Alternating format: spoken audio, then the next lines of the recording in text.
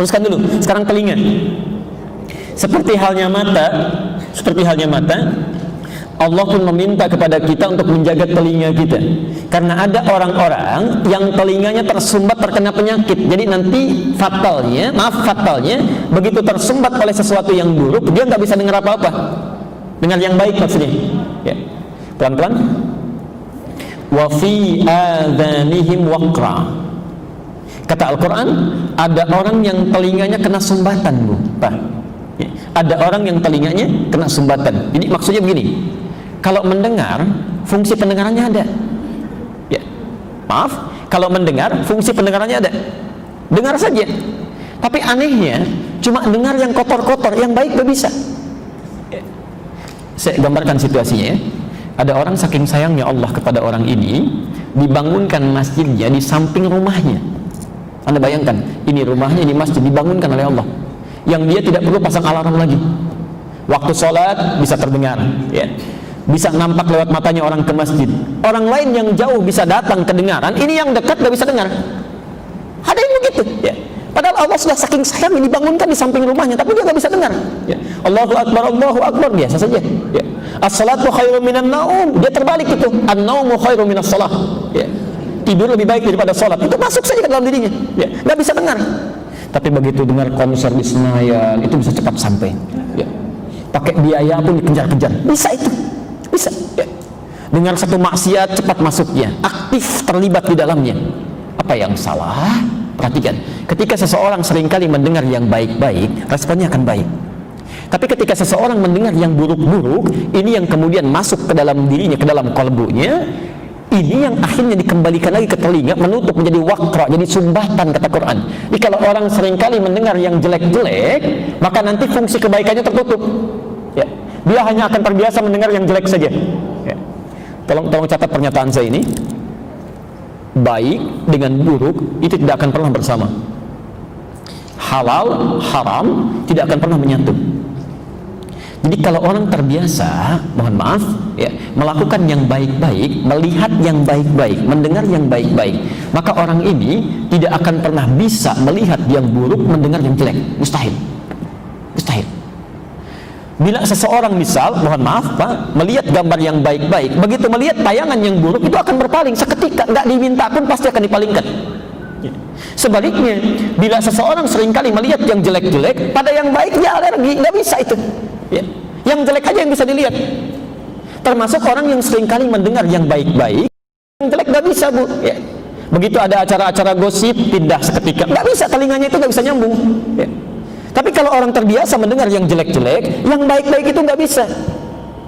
Lihat orang taklim, anti, terlalu soleh orang-orang itu, biasa jalan. Diperdengarkan Quran, marah. Ngajak berdebat, itu muncul.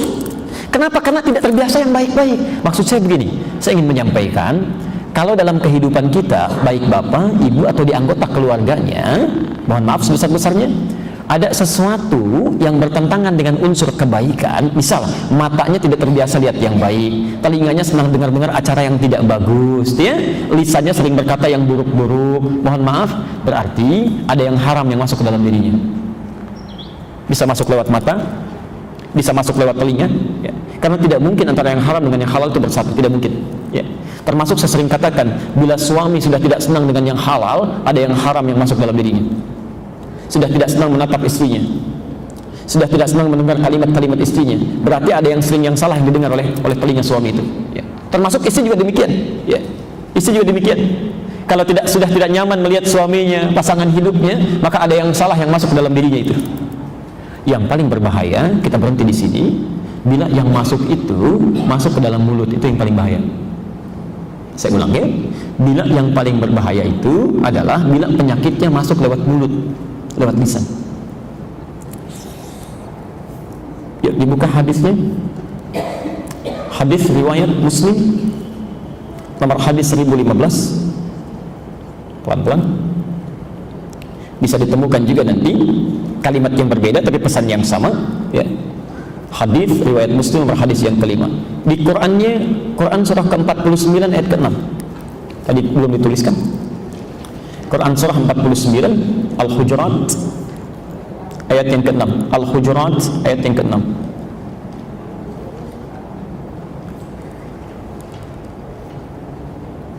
Sebentar. Baik, saya ilustrasikan gini Bu ya. Saya ilustrasikan. Kalau yang masuk lewat mulut umumnya apa? Makanan, minuman ya, konsumsi kehidupan. Perhatikan, kalau seseorang seringkali memasukkan yang halal ke dalam mulutnya, maka yang halal itu akan berproses ya, dibawa oleh darah, dicerna oleh tubuh, lalu diteruskan, nanti ada yang masuk ke mata ya, masuk ke telinga, kemudian masuk ke tangannya, masuk ke kakinya, jadi energi dalam kehidupan. Yang baik-baik ini nanti akan jadi motor kebaikan dalam dirinya. Jadi begitu dengar sesuatu yang baik, cepat, karena biasa yang masuknya yang halal ya, dia nyambung dengan yang halal lagi. Dengar azan, cepat, kakinya ringan melangkah ya, tangannya mudah untuk bergerak, matanya mudah memandang yang baik-baik. Yang paling celaka, ini yang berbahaya, bila seseorang memasukkan yang haram dalam mulutnya. Maka yang haram ini masuk ke dalam mulutnya, diolah di tubuh ya, dibawa oleh darah, itu yang menyebabkan kemudian dia masuk ke mata, jadi penyakit mata, ke telinga, jadi penyakit telinga. Bahkan yang paling berbahaya, ke hati, itu bisa menutup hati, jadi penyakit hati, itu yang paling fatal. Maka turunlah ayat Quran surah kedua Al-Baqarah itu, ayat yang ke-7. Perhatikan kalimatnya. Khatamallahu ala qulubihim wa ala sam'ihim wa ala absarihim ghishawah. Pelan-pelan. Ada orang-orang yang matanya nggak bisa lihat, kata Allah ya, matanya tidak bisa melihat ya, bukan mata fisiknya ya.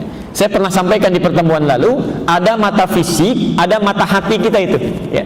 Kalau mata fisik tugasnya itu untuk menampakkan benda-benda di sekitaran kita ya. Ini apa? Mikrofon, ini handphone, ini tisu, itu mata fisik. Bahasa Qurannya disebut dengan basar, basarun, basara. Quran surah 17 ayat 36. Surah ke-17 Al-Isra ayat 36. Perhatikan kalimatnya. Inna sam'a wal basar ya. Sungguh pendengaran dan penglihatan itu, penglihatan yang dimaksudkan basar itu penglihatan mata fisik, fisikal sifatnya. Basar. Pelan-pelan. Ini papan tulis, whiteboard, ini spidol, ini mic, itu basar namanya.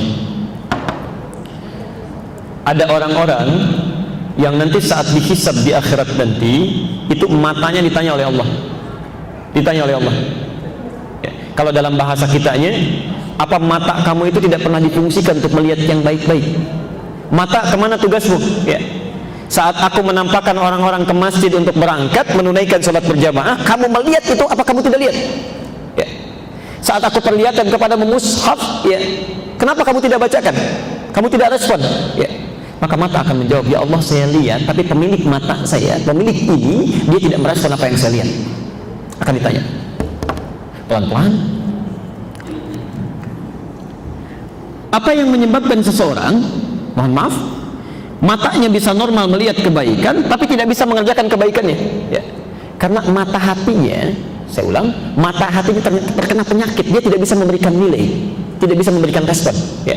Pernah nggak Bapak Ibu punya gambaran begini? Bisa lihat orang pada ke masjid, tiba-tiba hatinya mengatakan cepat, dia sudah ke masjid. Pernah apa begitu ya? Ibu pernah melihat ketika orang sudah siap-siap taklim berangkat, di hati ada dorongan cepat, dia sudah siap-siap berangkat. Pernah begitu ya? Itu namanya basirah. Basirah.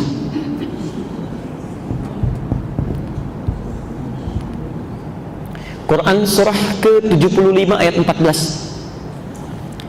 Balil insanu ala nafsihi basirah, bukan basar ya, bukan basar. Balil insanu ala nafsihi basirah. Bahkan ada dalam diri manusia itu basirah, pandangan hati yang memberikan nilai ya. Jadi saat mata kita memandang yang baik-baik itu, hatinya akan mengatakan cepat lakukan ya. Saat matanya memandang yang buruk-buruk, hatinya mengatakan jangan lihat itu buruk, palingkan ya. Nah, kalau Bapak Ibu masih punya nilai itu, pandangan yang memberikan nilai, disebut dengan basirah, maka normal itu ya, pandangannya normal ya. Yang berbahaya jika ada seseorang makan makanan yang haram masuk dalam dirinya, dibawa oleh darah, itu menutup basirahnya, Bu, Pak. Jadi terhalang gitu ya. Mata hatinya nggak bisa lihat. Mata fisiknya bisa lihat ya. Mata fisiknya bisa lihat, tapi tidak ada pencegahan dalam hatinya, tidak ada suara ya.